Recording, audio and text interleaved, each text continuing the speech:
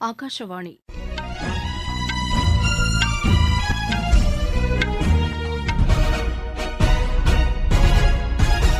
செய்திகள் வாசிப்பவர் வடிவழகி கபிலன். தலைப்புச் செய்திகள்: நாடாளுமன்ற பட்ஜெட் கூட்டத்தொடர் குடியரசுத் தலைவர் உரையுடன் இன்று தொடங்கியது.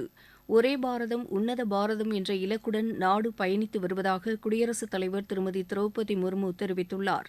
நாடாளுமன்ற கூட்டத்தொடரை சுமூகமாக நடத்த எதிர்க்கட்சி உறுப்பினர்கள் அனைவரும் ஒத்துழைப்பு அளிக்க வேண்டும் என்று பிரதமர் திரு நரேந்திர மோடி கேட்டுக் கொண்டுள்ளார். தமிழ்நாட்டில் முதலீடு செய்ய வரும் நிறுவனங்களுக்கு உயர் சலுகைகளை வழங்க அரசு தயாராக உள்ளதாக முதலமைச்சர் திரு மு க ஸ்டாலின் கூறியுள்ளார். தமிழகத்தில் நடைபெற்று வரும் 6வது கேலோ இந்தியா இளையோர் விளையாட்டுப் போட்டிகள் இன்று மாலை நிறைவடைகிறது. இனி விரிவான செய்திகள். பல்வேறு சவால்களை எதிர்கொண்டு நாடு வளர்ச்சியை கண்டு வருவதாகவும் உலகின் 5 பெரிய பொருளாதார நாடுகளில் ஒன்றாக இந்தியா திகழ்வதாகவும் குடியரசுத் தலைவர் திருமதி திரௌபதி முர்மு பெருமிதம் தெரிவித்துள்ளார். நாடாளுமன்ற பட்ஜெட் கூட்டத்தொடர் குடியரசுத் தலைவர் உரையுடன் இன்று தொடங்கியது. माननीय सभासदों, महामहिम राष्ट्रपति जी,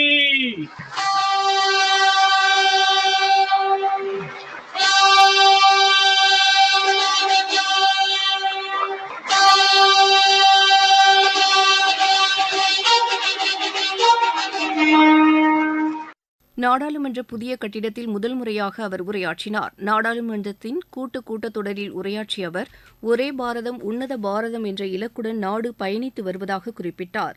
வறுமையின் பிடியிலிருந்து 25 கோடி மக்கள் மீட்கப்பட்டுள்ளதாக அவர் கூறினார். டிஜிட்டல் புரட்சியால் வாழ்க்கை எளிதாகியுள்ளதாகவும் தினசரி 1,00,000 கோடி ரூபாய் அளவிற்கு டிஜிட்டல் பண பரிவர்த்தனை நடைபெறுவதாகவும் அவர் தெரிவித்தார். இந்தியாவின் 20 நகரங்களில் மெட்ரோ ரயில் சேவை அறிமுகப்படுத்தப்பட்டுள்ளதாகவும் அவர் கூறினார். நிலவின் தெற்கு பகுதியில் முதன்முதலாக இறங்கிய நாடு இந்தியா என்ற பெருமையை பெற்றுள்ளது என்றும் அவர் தெரிவித்தார். G20 நாடுகளின் தலைமை பொறுப்பை ஏற்று இந்தியா சிறப்பாக செயல்பட்டது என்றும் அவர் கூறினார். வருமான வரி செலுத்துவோரின் எண்ணிக்கை 3 கோடியிலிருந்து 8 கோடியாக உயர்ந்துள்ளது என்றும் அவர் குறிப்பிட்டார். நாட்டில் 5G தொழில்நுட்பம் மிக வேகமாக அறிமுகப்படுத்தப்பட்டதாகவும் அவர் தெரிவித்தார். அரசு பணிகளில் லட்சக்கணக்கானவர்களுக்கு வேலைவாய்ப்பு வழங்கப்பட்டுள்ளதாகவும் அவர் குறிப்பிட்டார். மகளிர் இடஒதுக்கீடு மசோதா நாடாளுமன்றத்தில் நிறைவேற்றப்பட்டுள்ளதாகவும் இந்த அரசு பெண்களின் முன்னேற்றத்திற்கான பல்வேறு திட்டங்களை அமல்படுத்தி வருவதாகவும் அவர் கூறினார். பழமையான சட்டங்கள் நீக்கப்பட்டு இன்றைய காலத்திற்கு ஏற்ப புதிய சட்டங்கள் இயற்றப்படுவதாகவும் அவர் தெரிவித்தார். வெளிப்படைத்தன்மையுடன் சிறப்பான ஆட்சி நடைபெற்று வருவதாகவும் அவர் கூறினார். சுயசார்பு இந்தியா திட்டத்தின் மூலம் நாட்டின் வளர்ச்சி அதிகரித்து வருவதாகவும் அவர் தெரிவித்தார். பாதுகாப்புத் துறையில் 1,00,000 கோடி ரூபாய்க்கும் அதிகமான தளவாடங்கள் உற்பத்தி செய்யப்பட்டுள்ளதாகவும் இதற்காக உத்தரப்பிரதேசம், தமிழ்நாடு ஆகிய மாநிலங்களில் பாதுகாப்பு தளவாட உற்பத்தி மையங்கள் அமைக்கப்பட்டுள்ளதாகவும் அவர் கூறினார். விண்வெளித்துறையில் ஸ்டார்ட் அப் நிறுவனங்களும் அதிக அளவில் பங்கேற்றுள்ளதாக திருமதி திரௌபதி முர்மு குறிப்பிட்டார். பெண்கள், இளைஞர்கள், விவசாயிகள், ஏழைகள் ஆகிய 4 பிரிவினர் இந்தியாவின் தூண்களாக உள்ளனர் என்றும் இந்த 4 சக்திகளைக் கொண்டு இந்தியா இயங்கி வருவதாகவும் அவர் தெரிவித்தார். முன்னதாக குடியரசுத் தலைவர் மாளிகையிலிருந்து திருமதி திரௌபதி முர்மு குதிரைகள் பூட்டிய சாரட் வண்டியில் நாடாளுமன்றத்திற்கு அழைத்து வரப்பட்டார். செங்கோல் ஏந்திய நாடாளுமன்ற பணியாளர் முன் நடந்து செல்ல குடியரசு துணைத் தலைவர், மக்களவைத் தலைவர், பிரதமர் ஆகியோர் குடியரசுத் தலைவரை அழைத்துச் சென்றனர். நாடாளுமன்ற கூட்டத்தொடரை சுமூகமாக நடத்த எதிர்க்கட்சி உறுப்பினர்கள் அனைவரும் ஒத்துழைப்பு அளிக்க வேண்டும் என்று பிரதமர் திரு நரேந்திர மோடி கேட்டுக் கொண்டுள்ளார். நாடாளுமன்ற கூட்டத்தொடர் தொடங்குவதற்கு முன்பாக இன்று செய்தியாளர்களிடம் பேசிய அவர், நாடாளுமன்றத்தின் கடைசி கூட்டம் இது என்பதால் அனைத்து உறுப்பினர்களும் பங்கேற்க வேண்டும் என்றும் விவாதங்கள் ஆக்கப்பூர்வமாக இருக்க வேண்டும் என்றும் வேண்டுகோள் விடுத்தார். நாடாளுமன்றத்தில் அமளியில் ஈடுபடுவோரை வரலாறு நினைவில் கொள்ளாது என்று பிரதமர் குறிப்பிட்டார். குடியரசு தின விழாவில் பெண்களின் வலிமையை பறைசாற்றும் விதத்தில் அணிவகுப்பு நடைபெற்றதாக அவர் கூறினார். தேர்தலுக்கு பிறகு பிஜேபி அரசு முழு பட்ஜெட்டை தாக்கல் செய்யும் என்று பிரதமர் நம்பிக்கை தெரிவித்தார். நாடாளுமன்ற கூட்டத்தொடர் இன்று தொடங்கியுள்ள நிலையில் கடந்த குளிர்கால கூட்டத்தொடரில் இடைநீக்கம் செய்யப்பட்ட 14 நாடாளுமன்ற உறுப்பினர்கள் மீதான நடவடிக்கை ரத்து செய்யப்பட்டுள்ளதாக நாடாளுமன்ற விவகாரங்கள் துறை அமைச்சர் திரு பிரல்ஹாத் ஜோஷி தெரிவித்துள்ளார். இது தொடர்பாக மாநிலங்களவைத் தலைவர் மற்றும் மக்களவைத் தலைவருக்கு அரசு வேண்டுகோள் விடுத்ததாகவும் இதனை அடுத்து மாநிலங்களவையிலிருந்து இடைநீக்கம் செய்யப்பட்ட 11 பேரும் மக்களவையில் இருந்து இடைநீக்கம் செய்யப்பட்ட 3 பேரும் இந்த கூட்டத்தொடரில் கலந்து கொள்ள அனுமதிக்கப்பட்டுள்ளதாக அமைச்சர் கூறினார். நீங்கள் கேட்டுக்கொண்டிருப்பது ஆகாஷவாணியின் செய்தி அறிக்கை. यही समय है सही समय है. இதுதான் வேளை, சரியான வேளை. ஒவ்வொரு தேசத்தின் வளர்ச்சி பயணத்தின் போதும் தேசம் முன்வந்து புதிய உறுதிப்பாடுகளோடு முன்னேற்ற பாதையிலே பயணிக்கக்கூடிய அற்புதமான ஒரு வேளையும் பிறக்கும். புதிய பாரதத்தின் துவக்கத்தின் இது அமுத காலம். இதுவே கோடானு கோடி நாட்டு மக்களுடைய உறுதிப்பாடாகும். அமுத காலம் 25 ஆண்டுகளுக்கு ஆனது. ஆனால் நாம் நம்முடைய லட்சியங்களை அடைவதற்காக இப்போதிலிருந்தே முனைப்புடன் செயல்பட வேண்டும். भारत को गढ़ने का यही समय है. தமிழ்நாட்டில் முதலீடு செய்ய வரும் நிறுவனங்களுக்கு பல்வேறு தொழில் கொள்கைகளின் கீழ் உயர் சலுகைகளை வழங்க அரசு தயாராக உள்ளதாக முதலமைச்சர் திரு மு க ஸ்டாலின் தெரிவித்துள்ளார்.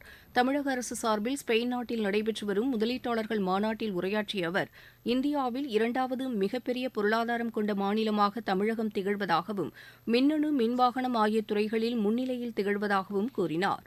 விண்வெளி, பாதுகாப்பு ஆகிய துறைகளில் முதலீட்டாளர்கள் முதலீடு செய்ய வருமாறு அவர் அழைப்பு விடுத்தார். முதலீட்டாளர்களுக்கு உகந்த சூழல் தமிழகத்தில் நிலவுகிறது என்றும் அவர்களுக்கு உதவி செய்ய தமிழக அரசு காத்திருப்பதாகவும் திரு மு க ஸ்டாலின் கூறினார். அரசின் சேவைகளை எளிதாகவும் விரைவாகவும் பொதுமக்கள் பெற்றிட ஏதுவாக உங்களை தேடி உங்கள் ஊரில் என்னும் புதிய திட்டத்தை மாநில அரசு இன்று தொடங்கியுள்ளது. சென்னை மாவட்டம் நீங்கலாக அனைத்து மாவட்டங்களிலும் குறிப்பிட்ட வட்டத்தில் ஒவ்வொரு மாதமும் 4வது புதன்கிழமையன்று மாவட்ட ஆட்சியர் தலைமையில் உங்களை தேடி உங்கள் ஊரில் திட்ட முகாம் நடைபெறும் என்று தெரிவிக்கப்பட்டுள்ளது. திண்டுக்கல் மாவட்டத்தில் இந்த திட்டத்தின் கீழ் ஆய்வு செய்த ஆட்சியர் திருமதி பூங்கொடி எமது செய்தியாளரிடம் பேசினார். உங்களை தேடி உங்கள் ஊரில் ஸ்கீம் நடைபெற உள்ளது. இது ஒவ்வொரு மாதமும் 4வது புதன்கிழமை மாவட்ட ஆட்சியர் உள்ளிட்ட மாவட்டத்தில் உள்ள அனைத்து முதல்நிலை அலுவலர்களும் ஒரு தாலுக்காவை செலக்ட் பண்ணி அந்த தாலுக்கில் அவங்க எல்லாரும் அந்த அன்னைக்கு இருந்து இன்ஸ்பெக்ஷன் பார்க்கணும். பிளஸ் இன்ஸ்பெக்ஷன் பார்த்துட்டு அதில் என்ன ரெக்டிஃபை பண்ண வேண்டிய ஆக்டிவிட்டிஸ் இருந்துச்சுன்னா எல்லாரும் கூடி பேசி ஒரு ரிவ்யூ மீட்டிங் மாதிரி பண்ணி குறைகளை நிவர்த்தி செய்யணும். அது போக அந்த நைட் அந்த ஊர்லேயே தங்கி அந்த மக்களுக்கு அடுத்தன்னைக்கு காலையில் ஏர்லி மார்னிங் லைட்டிங் அரேஞ்ச்மெண்ட்ஸ், தண்ணி வசதி, அந்த மார்னிங் பிரேக்ஃபாஸ்ட் ஸ்கீம் உட்பட தமிழக அரசால் செயல்படுத்தப்படும் அனைத்து திட்டங்களும் மக்களுக்கு எவ்வாறு சென்றடைகிறதுங்கிறத பற்றியும் அதில் ஏதாவது குறைபாடுகள் இருந்தால் அதை நிவர்த்தி செய்வது தொடர்பாகவும் இந்த ஸ்கீம் நடைபெற உள்ளது. இந்நிலையில் பொதுமக்கள் இந்த முகாம்களை பயன்படுத்திக் கொள்ள வேண்டும் என்றும் அரசுத்துறை அலுவலர்கள் கோரிக்கைகளை தாமதமின்றி நிறைவேற்ற நடவடிக்கை எடுக்க வேண்டும் என்றும் முதலமைச்சர் திரு மு க ஸ்டாலின் கேட்டுக் கொண்டுள்ளார். ஜார்க்கண்ட் முதலமைச்சர் திரு ஹேமந்த் சோரனை இன்று பிற்பகல் அமலாக்கத்துறையினர் சட்டவிரோத பண பரிமாற்ற வழக்கில் விசாரணை செய்ய உள்ளனர். ராணுவத்திற்கு சொந்தமான நிலத்தை முறைகேடாக விற்று பணம் சம்பாதித்ததாக கூறி அவர் மீது ஏற்கனவே வழக்கு பதிவு செய்யப்பட்டு விசாரணை நடைபெற்று வருகிறது. இந்த வழக்கு தொடர்பாக 10 முறை அவருக்கு சம்மன் வழங்கப்பட்டுள்ளது.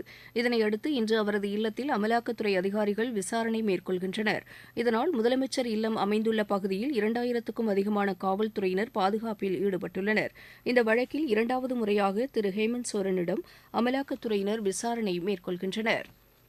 தமிழகத்தில் கடந்த 19ஆம் தேதி முதல் நடைபெற்ற 6வது கேலோ இந்தியா இளையோர் விளையாட்டுப் போட்டி இன்றுடன் நிறைவடைகிறது. சென்னையில் இன்று மாலை நடைபெறும் நிறைவு விழாவில் மத்திய விளையாட்டு மற்றும் இளைஞர் நலத்துறை அமைச்சர் திரு அனுராக் தாக்கூர் கலந்து கொள்கிறார். சென்னை, கோவை, மதுரை, திருச்சி ஆகிய இடங்களில் நடைபெற்ற இப்போட்டிகளில் 5600க்கும் மேற்பட்ட வீரர்கள் மற்றும் வீராங்கனைகள் பங்கேற்றனர். பதக்கப்பட்டியலில் மகாராஷ்டிரா 53 தங்கப்பதக்கங்களுடன் 150 பதக்கங்களை பெற்று முதலிடம் பெற்றது. ஹரியானா 35 தங்கப் பதக்கங்கள் உள்ளிட்ட 103 பதக்கங்களுடன் 2வது இடத்தையும், தமிழ்நாடு 35 தங்கப் பதக்கங்கள் உள்ளிட்ட 91 பதக்கங்களுடன் 3வது இடத்தையும் பிடித்தன. தாய்லாந்து மாஸ்டர்ஸ் பேட்மிண்டன் போட்டியில் இந்தியாவின் மால்விகா பன்சோத் காலிறுதிக்கு முந்தைய சுற்றுக்கு முன்னேறியுள்ளார். பாங்காக்கில் இன்று நடைபெற்ற மகளிர் ஒற்றையர் பிரிவு முதல் சுற்று ஆட்டத்தில் அவர் 22-20, 21-8 என்ற செட் கணக்கில் பெரு நாட்டின் லூசியா காஸ்டிலோவை வென்றார். ISL கால்பந்து போட்டியில் ஜம்ஷெட்பூர் இன்று ஒருங்கிணைந்த வடகிழக்கு அணியை எதிர்கொள்கிறது. மீண்டும் தலைப்புச் செய்திகள். நாடாளுமன்ற பட்ஜெட் கூட்டத்தொடர் குடியரசுத் தலைவர் உரையுடன் இன்று தொடங்கியது.